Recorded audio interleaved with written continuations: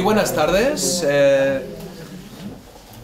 Para todas aquellas personas que es vuestra primera vez en Casa Dret, me gustaría daros la bienvenida a Casa Dret y también a esta presentación del libro de Lali. Este libro creo que tiene mucho sentido que se presente en esta casa, que actúa como un pequeño centro cultural judío en la ciudad, por el contenido del libro, por las personas que están detrás. Por supuesto también pienso en Eduardo.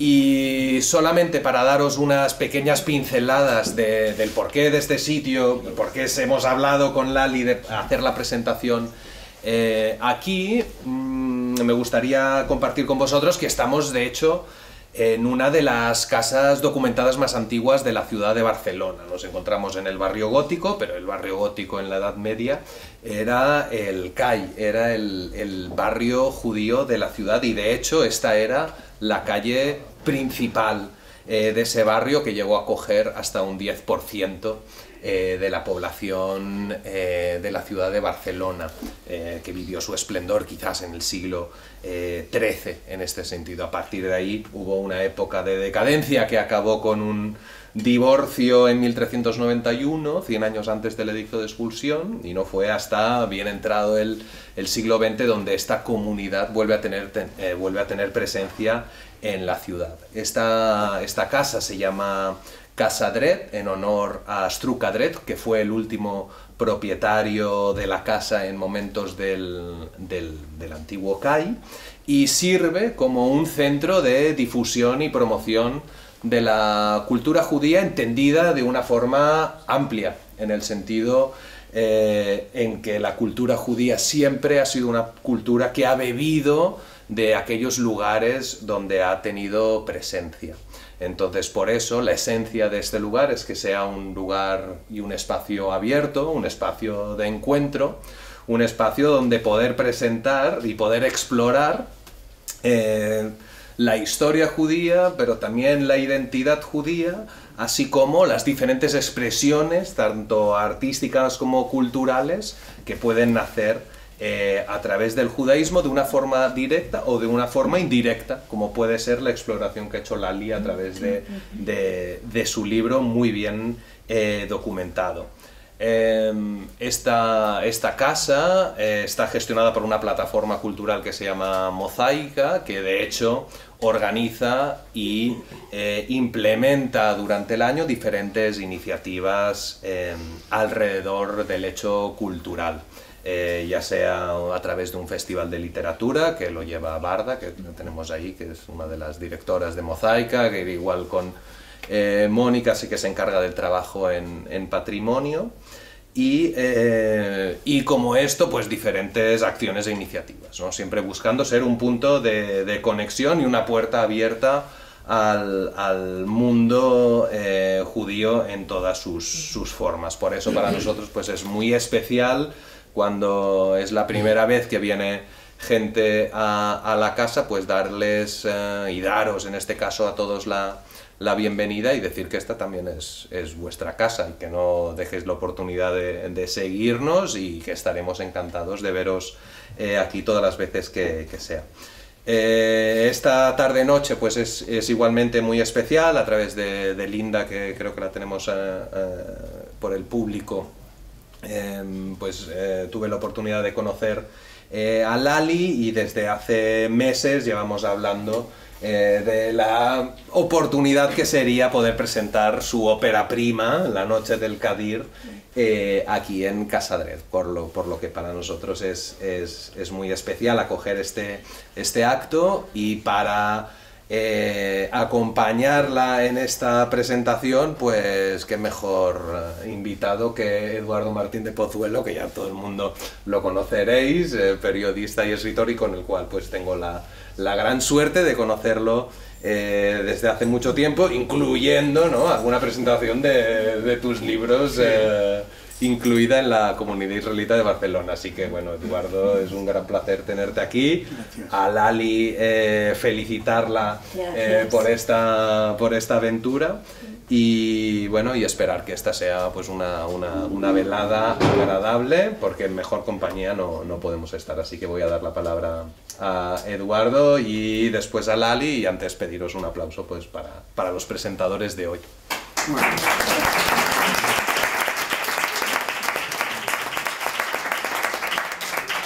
Bueno, muchas gracias, Víctor. Yo estoy hoy especialmente honrado por, en principio, a ver, de entrada lo diré por dos razones. Una, porque Lali me invitará a presentar esta novela que ha costado sangre, sudor y lágrimas que llegase al destino. Quizás La noche del Kadir es hoy la noche del destino de esta novela, ¿no?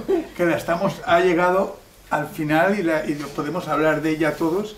Después de ya lo explicará ella y yo se lo voy a preguntar para eso de cómo ha llegado hasta aquí. Y la otra, el lugar donde estamos con mi amigo Víctor aquí, y si no lo digo reviento, especialmente hoy, después de lo que pasa con esta ciudad y con lo de Tel Aviv. Yo estoy encantado de estar aquí y sorprendido de que haya todavía tanta incultura y tanta rabia y tanto odio escondido, ¿verdad?, subterráneo, que rompa las relaciones de nuestra propia cultura. Están rompiendo algo que somos nosotros parte de ello. Es la vida con sus cosas oscuras, sus cosas menos oscuras, con terribles, tú has dicho de un episodio del año 1900 y pico, que es terrorífico, pero también forma parte de nuestra historia, y nuestra historia a veces no nos gusta, ya lo sé, pero la tenemos que aceptar. Entonces, estar hoy aquí me parece hasta simbólico.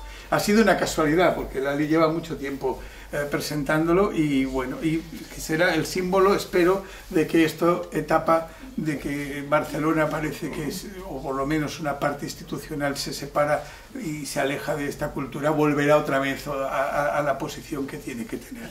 Y dicho eso, y agradeciendo estar aquí nuevamente, bueno, lo que os decía hace un momento, llegar aquí, yo he hablado mucho con Lali y tengo que deciros que, bueno, es verdaderamente una trayectoria tumultuosa, larga, difícil, y que es el triunfo de la constancia. O sea, de verdad, es el triunfo de la constancia llegar a esto.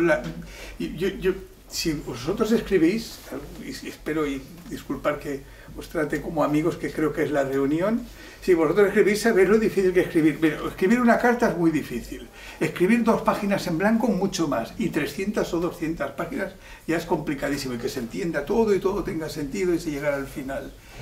Pero publicarlos todavía mucho más. Y más en el mundo en que estamos ahora, que el mundo editorial no es un mundo amigo de las novedades, salvo que salgas por televisión haciendo extraños concursos de gente desnuda o cosas de este tipo, ¿no? Ahí sí, el libro se vende rápidamente, lo venden en Capravo y sale.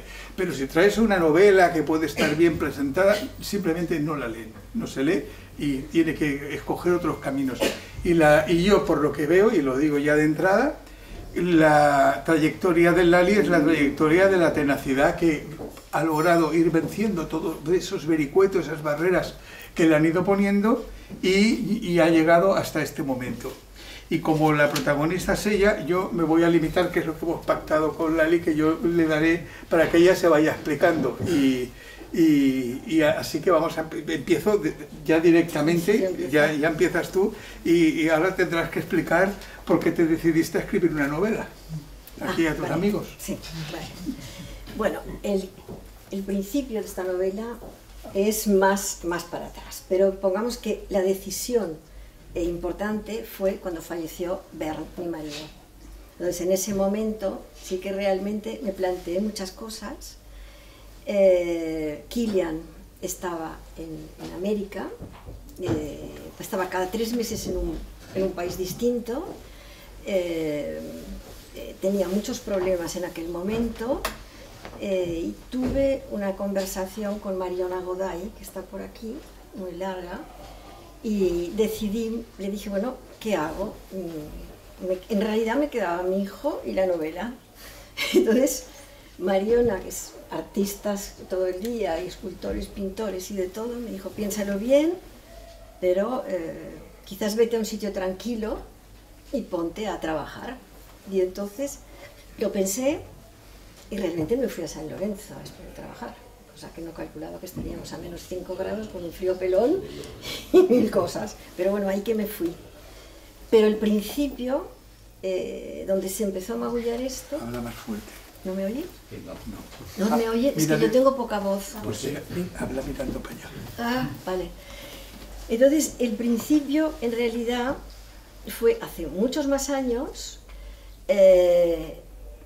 Yo pasaba muchas temporadas en casa de mi tío, de Santiago, de Seus, y allí fue realmente, bueno, yo creo que allí tendríamos que haber escrito un Bonjour Tristesse o algo parecido, pero yo, bueno, tuve una historia de amor tremenda, que terminó como acaban estas historias, y la madre de esta persona era una madre judía. Entonces yo empecé a bucear en toda esta cultura que me fascinaba, y allí es donde se empezó a tirar todo el hilo. Pero esto fue como quedando en cajas, guardándose.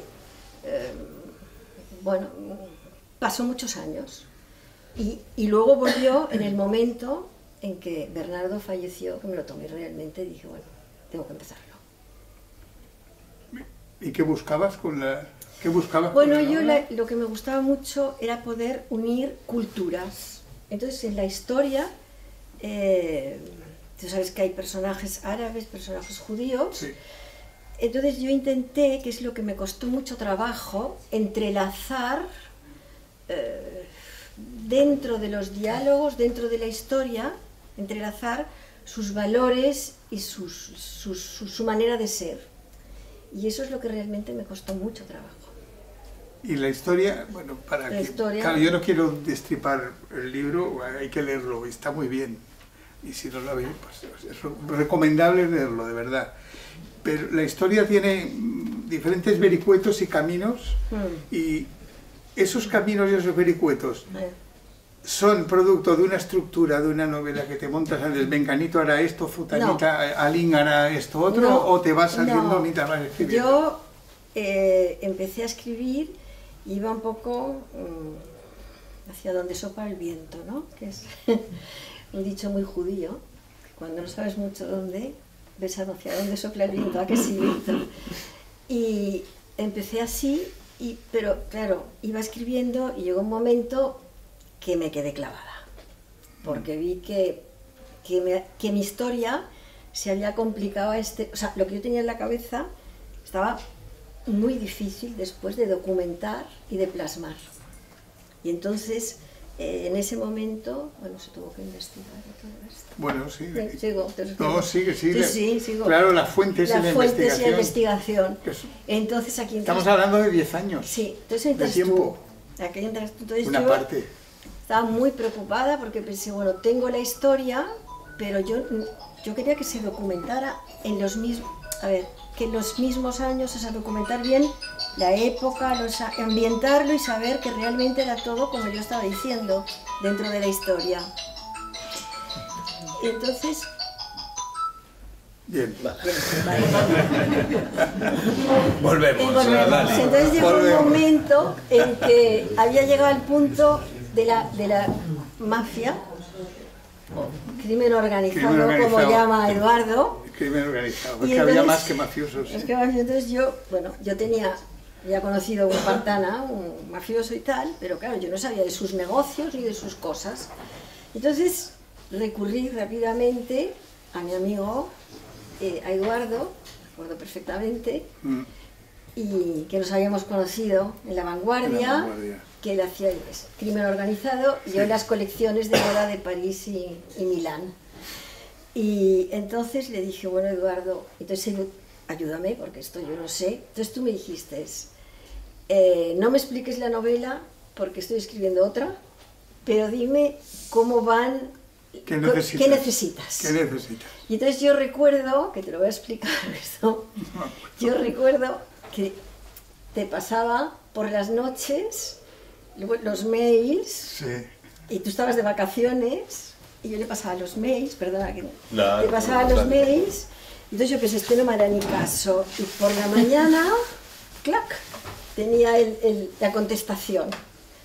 Entonces esto duró tiempo. Y un día Eduardo me contestó una, y yo, ¡clac!, salí al supermercado con el coche. Iba conduciendo por San Lorenzo, pasé el supermercado, el Valle de los Caídos, no sé qué, porque tú me habías dado el cierre del tema. Yo ni idea de esto. Y me encontré perdida por allá, de repente la poli, digo, no, San Lorenzo por allá, porque me hizo mucha gracia. Y luego también recuerdo otra cosa que me impactó mucho, que yo te escribía también a La Vanguardia Investigación. Sí. Y entonces recuerdo que yo le mandaba un mail a Eduardo y ponía, Eduardo, ¿cuánta cocaína tenemos que poner para esto? Y Eduardo decía, pues lo voy a calcular.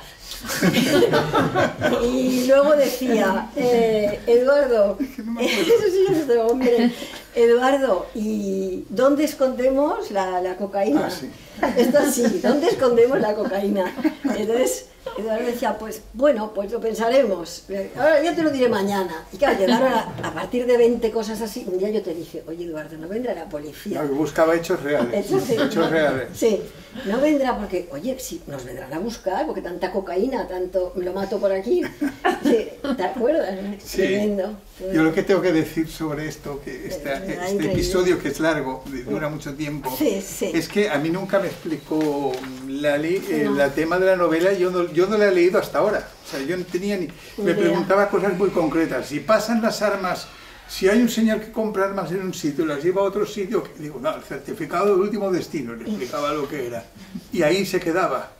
Y cuando he leído la novela, yo de esto lo contestaba, yo no me acordaba, y te llamo y digo, ¿cuánto sabes del tráfico? Qué bien, qué detalles, lo de Suiza me impresionó, lo de Zumikon. A Zumikon lo dijiste tú. Claro, sí. Pero yo no me acordaba que yo lo había dicho, digo, ¿cómo sabrá el detalle este del barrio de Zúrich, donde hubo ahí un escándalo hace muchos años, hubo un gran escándalo en Zúrich? De tráfico con la familia Kopp y todo eso. Sí. Bueno. Pero está bueno, sigamos. Pero luego... Eso ya está. Yo ya entonces, me intervengo. Acabado Eduardo con todo este tema, entonces Eduardo me contactó con Maya Mahler, que está aquí, gran periodista, y yo llamé a Maya, y le dije, Maya, mira, tengo dos problemas. Uno, que llamara, yo era muy pesada, que llamara al ayuntamiento para saber, de Jerusalén, ¿te acuerdas? Para saber exactamente si la calle existía en aquellos años y si estaba donde, ¿te acuerdas? Sí. Entonces recuerdo que Maya iba llamando, imagínate, buscar la calle Schiller en los años 70. Yo quiero saber si está en estas casas y estaba construido. Tú lo buscaste. Y luego había el otro problema, el personaje periodista. Entonces yo te dije, mira Maya, yo quiero un periodista, pero quiero saber de un periodista de aquella época, Y tú me pusiste en contacto con Noah Kliger, recuerdo muy bien, que era un gran periodista, fallecido, a Noah Kliger. Y entonces yo le pasé todas las preguntas, que me contestó perfecto, claro, me contestó él, ¿sabes? Como él, me contestó él, o sea, yo hacía esto, hacía el otro, y claro, me fue fenomenal, porque pude crear el personaje del periodista judío, y me fue, o sea que te lo agradezco mucho.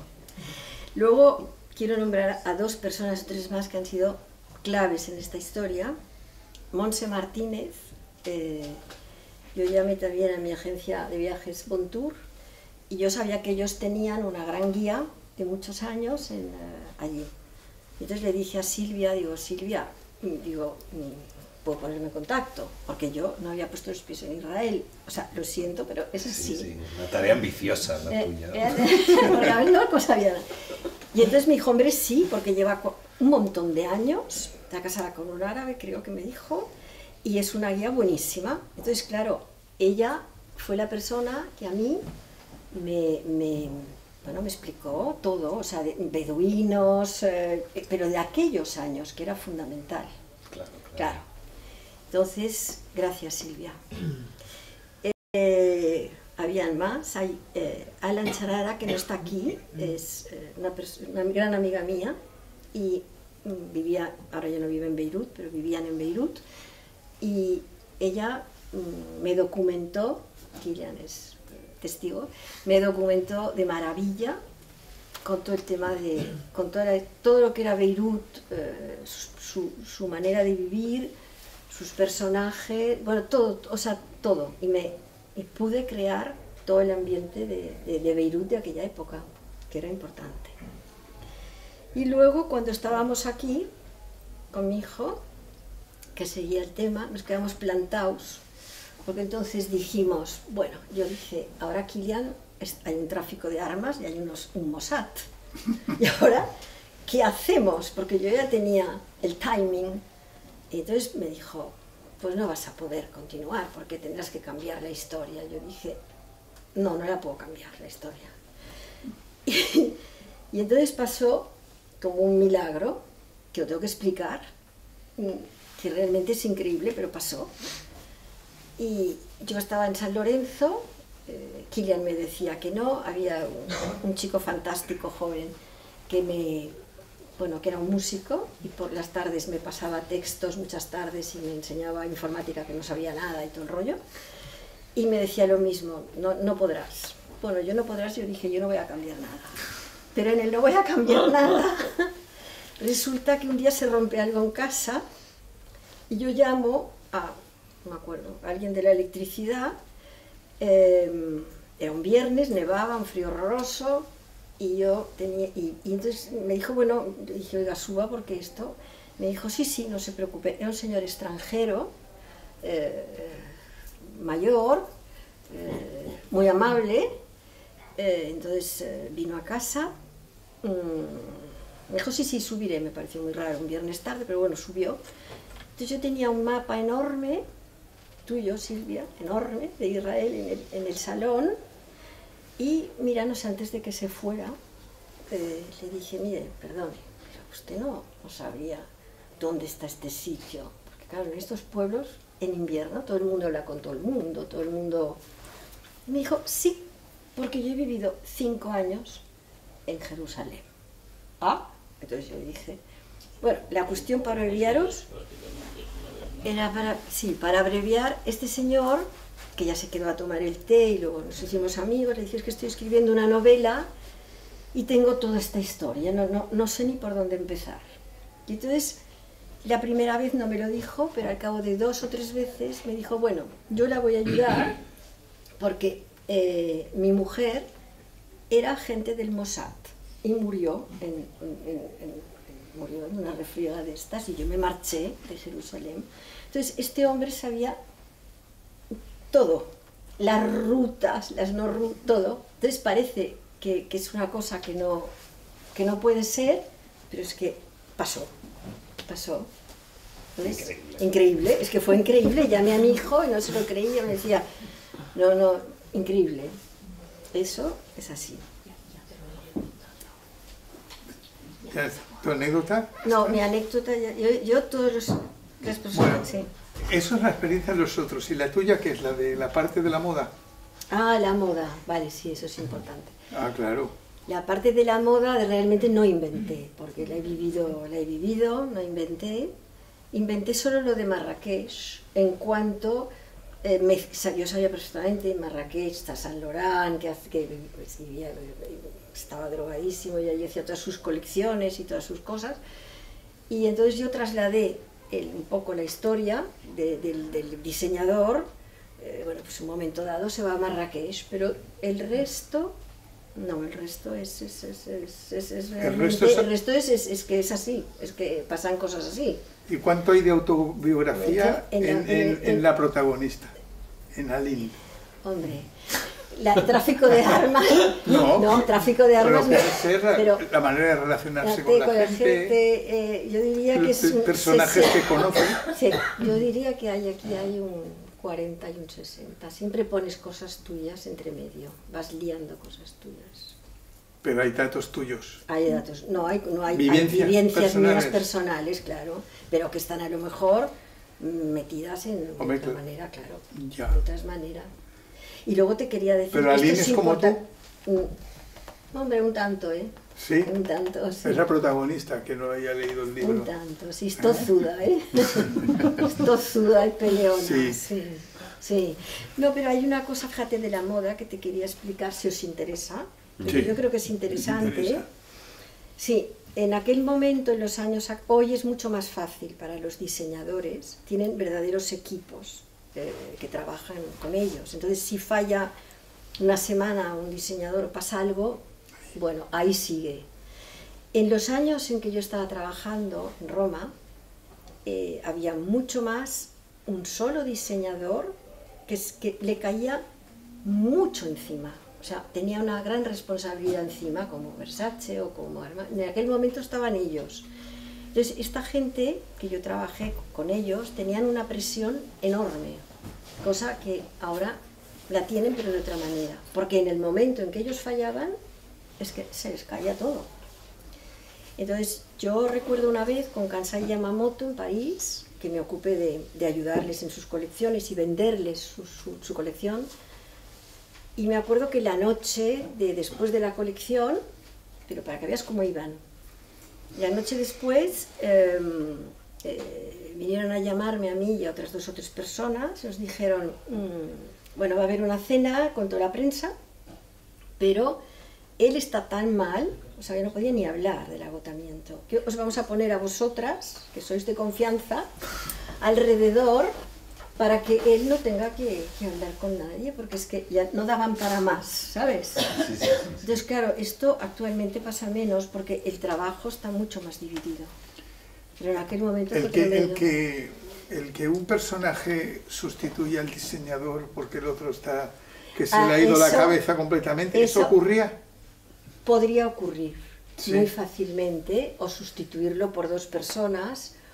Y que sea otro el que diseña, aunque tenga el nombre del otro, porque sí. ya está out. Sí, está out completamente, y en aquel momento, cuando llegan a un cierto límite, entonces la gente que está alrededor, estaba en aquel momento, porque ahora es distinto, ahora hay verdaderos equipos que se ocupan y no hay ningún problema. Pero en aquel momento sí que era un problema, ¿eh?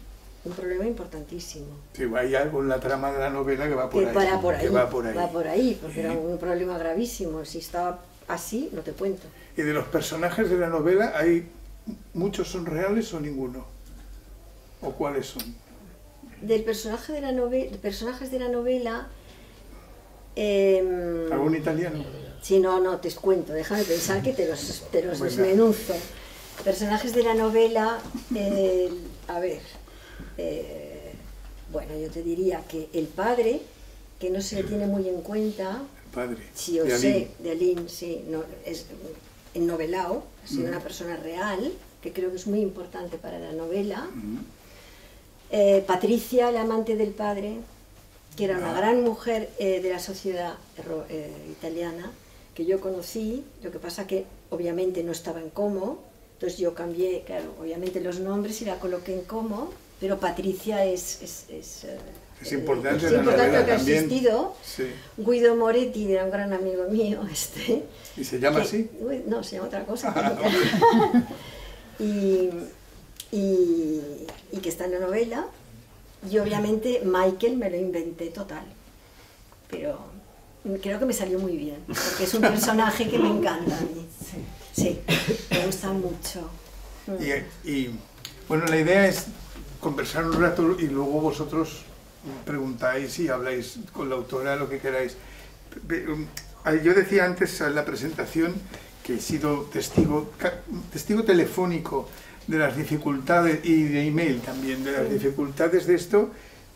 Explícalo, las dificultades de hacer un libro y llegar aquí hoy. Sí, esto ha sido súper difícil, súper complicado, porque cuando tú escribes, luego estos textos, y más una novela, tiene que estar corregida, se tienen que hacer editings, se tiene que corregir muy bien la gramática, se tiene que cuadrar, y muchas veces te tienen que asesorar sobre amplía este personaje o acórtalo, tienes que saber muy bien, verle tú que sea correcto lo que... Pero tú has tenido que... Sí, bueno, entonces, sí. Entonces lo que pasa es que yo creo que es un momento muy difícil para encontrar, y tú lo sabes también, editores que están, que les gusta quizás más el Miguel Bosé o la Belén Esteban, que venda los gazpachos, ahí. Y entonces tú te puedes encontrar con una novela súper trabajada y en ese momento no eres conocida o no sales en televisión o lo que sea, y es mucho más difícil que te publiquen, o sea que hay un problema. Y yo tengo una agente literaria muy buena y yo me iba a América y le pasé la novela y al cabo de 4 o 5 días me mandó un mail y me dijo: esta novela me encanta, yo te la llevo. Bueno, llegó el COVID y yo te la llevo, pero no la colocó. Entonces costó muchísimo, no, está costando muchísimo. Y bueno, entonces la conclusión fue sube la Amazon, que es otra vía, y yo me ocupo del tema cinematográfico, porque como es muy cinematográfica, sí, eso me ocupo yo. Y si tienes algo más que decir, sí, tú sabes más que yo. No, bueno, de las dificultades de escribir y de publicar, tremendas. Y que yo tengo la sensación, por lo que ahora, por lo que hemos hablado en el pasado, que no te decían la verdad o no te aconsejaban correctamente luego en sí. el... Luego sí, pero en el camino no tanto. No, pero esto dejémoslo corto. Pero luego sí. Luego me aconsejaron y fue muy amable Antonio en cuanto me dejó una persona de su despacho, que era un gran los que hacen editing estos, lo leyó. Y él me dijo: hombre, amplía este personaje, acorta esto, me asesoró muchísimo y siguió durante 1 año la novela conmigo, o sea, ¿sabes? Sí. O sea, que yo creo que tampoco tenía, que para Antonio también es muy difícil, me dijo: como tu caso tengo X aquí, ¿sabes? O sea, no es fácil todo esto. Es muy difícil. Muy difícil, pero hasta para ella, porque yo tengo el mail de ella, o sea, y me dice: oye Lali, es que me encanta, y la cojo, y luego se ven, ¿sabes? Les cuesta, no pueden, tienen mucha dificultad con el tema de edición. Entonces se dedican mucho ahora más, también cogen mucho más cine, ¿sabes? Buscan las vías del cine, todo lo que es cinematográfico, intentan sacarlo por allá, por series, por lo que pueden. Claro. No, iba de hecho preguntar, creo que lo que ibas a preguntar tú, que es sobre a partir de ahora, ¿qué? Claro. ¿No? Ahora has publicado, Ahora presentamos el libro, claro, se de difusión, sí, pero ahora hay que seguir con todos estos temas, que yo tengo otra en la cabeza, pero obviamente quiero primero seguir todo esto, ¿sabes? Seguir tu novela actual, claro, a ver qué pasa. Claro, la publicidad, a el ver si tema acaba cine, en Netflix. a ver si acaba en Netflix, esto, lo otro y lo demás allí, porque si no... Sí, puede. Sí. La Amazon, esto de ir a Amazon es como un mundo actual, sí, absolutamente. Esto mi hijo, que me ha ayudado muchísimo, y tengo que darle las gracias, porque no estaría aquí sentada si no me hubiera ayudado lo que me ha ayudado. Pero mi hijo, esto es lo que se ocupa él y sigue él. También lo veo... complicadísimo, también. Y quizás el siglo que vivimos, ¿no? El tiempo que vivimos, ¿no? Que esto ya funciona también por estos canales. Estos canales, y sobre todo se lanzan mucho a las cosas de producción, de Netflix, de cosas que puedan ser visuales. O sea, las historias visuales a películas les encantan. ¿Y esta próxima idea también son traficantes y...? No, tengo otras cosas, pero no las digo. No, hombre, no. No. Bueno, pues ahora yo creo que, si queréis... ¿Pero desde un principio ya sabías que querías traducir la novela o fue durante el proceso de...? No, cuando se acabó realmente la traducción España, cuando se acabó todo lo de España, que estaba corregida, perfecta y todo, que estaba impecable, que la edición, todo. Entonces, yo creo que había que abrir puertas a esta novela, que creo que es muy interesante para el mundo de fuera, para aquí, para afuera, y sobre todo para el mundo judío. Sin duda. Pero muy interesante, o sea, yo creo que el cosido que va, esto tú me entenderás, el cosido que va por debajo, y que a mí me costó mucha investigación, mucho hablar con vosotros, con el señor Salama, bueno, ya lo digo, ¿no? Con un montón. Entonces, todo esto me costó, y creo que no sé cómo explicarte, que la gente le puede resultar que se documentan leyendo una cosa de aventuras bonita, pero que se puedan documentar sobre culturas y sobre maneras de ser, y lo tienen en el libro. Sí, una de las dificultades más grandes quizás es esa, ¿no? Es que juegas con diferentes mundos, diferentes culturas, que cada una de ellas es muy compleja en sí, y poder zambullirte no en fue todas la historia, ellas. fue esto. Esto fue que durante años iban unas cajas con todas las... Yo hablaba con el señor Salama, hablaba con... El señor Salama, que era el antiguo director del Colegio Judío de Barcelona. Sí, la comunidad, bueno, sí. amigos míos, de todo. Y entonces yo iba metiendo los apuntes en cajas, ni ordenador ni nada, en cajas. Y es que lo que yo buscaba no era solo la historia, sino que era que la gente entendiera a través de este libro vuestra manera de ser. Sí, se puede leer entre líneas muy fácilmente. Creo que superas con muchas creces, ¿no?, el hecho de quedarte siempre en el estereotipo, ¿no? Yo creé la protagonista judía para que se terciara de poder poner todo esto se refleja perfectamente. En su manera de ser, que su padre le inculca unas ciertas cosas, de manera de ser, de valores, y ella cada vez que encuentra una dificultad se acuerda y acude a esto. Y esto me pareció muy bonito. No, es fascinante. Y luego me pareció bonito también unir culturas, que en el fondo hay un árabe, que no voy a explicar la historia, pero que claro, en cierto cual modo tiene que ver también su manera de ser y de cierta manera, en un momento de la historia, ellos llegan a acuerdo, o sea, se entienden muy bien. Entonces, bueno, me pareció muy bonito. Sí, sin duda. Abrir puertas. Sin duda, Lali. Me pareció muy bonito. ¿Y lo de la noche del Qadir? Es la noche del destino de los musulmanes, que esa noche, en el Ramadán, hay una noche donde pueden pedir un deseo, y ese deseo se les cumple. Entonces, bueno, como no sabíamos... Bueno, me pareció que la noche del Qadir, pues bueno, ya la puse, no sé, igual la cambian, pero la puse. No. En inglés es The Night, la noche del destino. Sí, es el mismo, pero en español se podía poner el Qadir y en inglés era mucho más dificultoso. Era más difícil, sí, para traducirlo. No, traducir quedaba mal y quedaba un nombre distinto, ¿sabes? Entonces era más fácil poner The Night, la noche del destino. Sí, era más fácil.